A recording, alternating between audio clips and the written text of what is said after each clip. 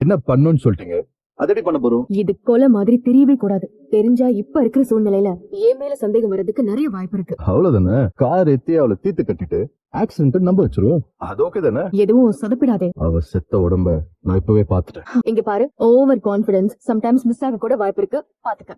Over கான்பிடன்ஸா? அவ உங்களுக்கு மட்டும் எதிரி இல்ல, எனக்கும் எதிரி தான். அவ மேல கொலை வெறியில என் வீட்டுக்குள்ளே வந்து என் மூஞ்சிலே பெப்பர் ஸ்ப்ரே அடிச்சுட்டு போனவ அவ. அந்த பழைய கணக்க நான் முடிக்க வேணாமா? Survival of the fittest. உன் காதலுக்கு அவதான போட்டி, உன் ஆசைக்கும் அவதான வில்லி. உன் காலம் தான் எல்லாத்துக்கும் மருந்துன்னு சொல்லுவாங்க. கண்டிப்பா அவ மாறுவா.